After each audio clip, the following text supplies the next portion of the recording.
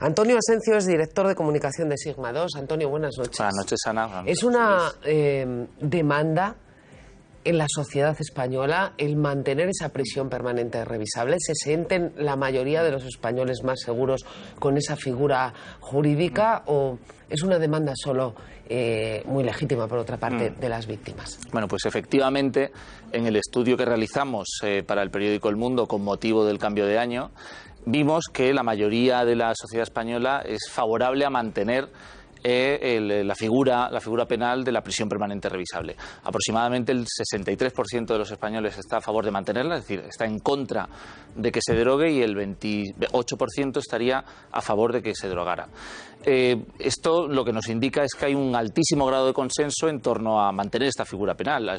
No son tantas, son muy pocas las medidas sociales que gozan de un apoyo tan mayoritario. Tendríamos que irnos pues a medidas como medidas a favor, por ejemplo, de la conciliación entre la vida familiar y laboral, medidas a favor de las pensiones mínimas, o, por ejemplo, cuando hemos preguntado a los españoles sobre la posibilidad de dar indultos a los líderes secesionistas que están ahora mismo siendo juzgados, que mayoritariamente, con un grado de un 70%, la sociedad se manifestó en contra. Bueno, estamos hablando de un apoyo, como nos dice Antonio, muy sólido a la prisión permanente revisable, de casi 63% en el conjunto de los españoles a los que preguntasteis para esa encuesta del Mundo. Pero llama también la atención que en el caso en concreto, claro, es que ese apoyo es del 80, del 90% en el caso de algunos de los partidos de centro-derecha, pero digo, llama especialmente la atención el apoyo también bastante importante entre partidos de izquierda, entre Podemos y también el Partido Socialista, en torno al 50%, algo menos en el caso de Podemos. Esto es llamativo, que sea, digamos, un apoyo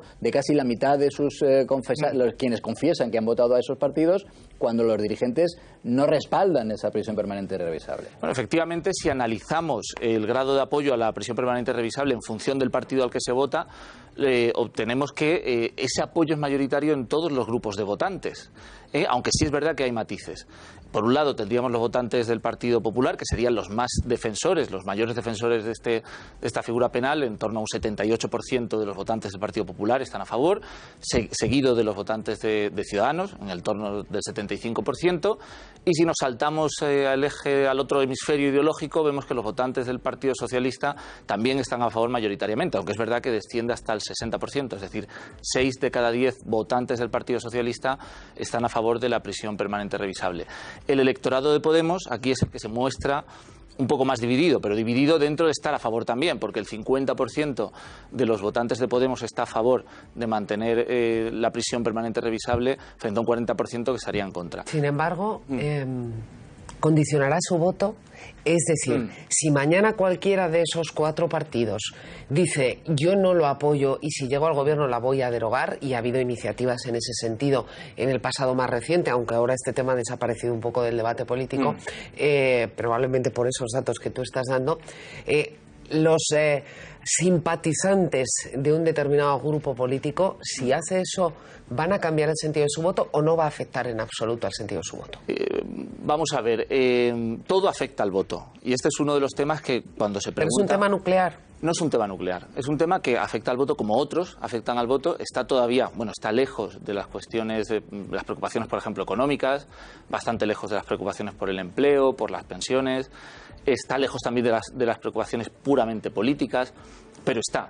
Lo que ocurre con este tema es que, aunque el apoyo a la prisión permanente revisable está muy consolidado, como hemos visto, y tampoco varía mucho en función de que haya una noticia, es decir, que haya una noticia trágica como fue el asesinato de Laura Alvelmo, pues puede incrementar un poco el apoyo, pero no demasiado. Lo que sí puede ocurrir es que si se produce algo, suba la importancia, es decir, se incremente la importancia que los ciudadanos y, por tanto, votantes otorguen a este tema, y este tema suba en la escala de preocupaciones que tienen y también a la hora de votar.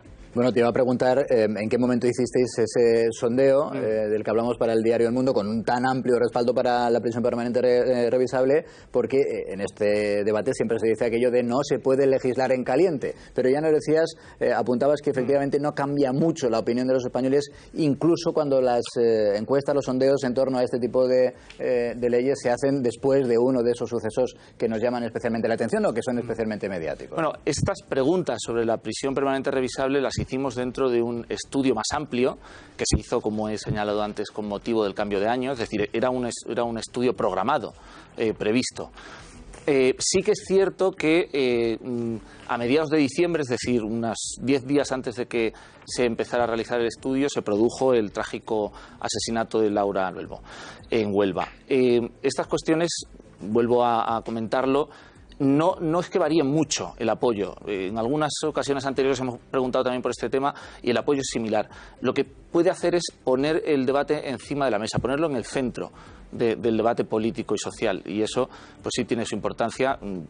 Bueno, por supuesto puede tener su importancia en el voto y en otras cuestiones. Porque en estos momentos la posición es racional, pero si se produce cualquier suceso, que esperemos que no ocurra de ninguna manera, el voto será más emocional, más reactivo a la respuesta que tengan los partidos políticos a ese tipo de cosas. No tiene tanto que ver con la emocionalidad del voto, sino con los temas que dominen la campaña. O sea que, pero esta opinión sobre este tema en concreto, la de los españoles, ¿es una opinión razonada, pensada, cerebral o emocional?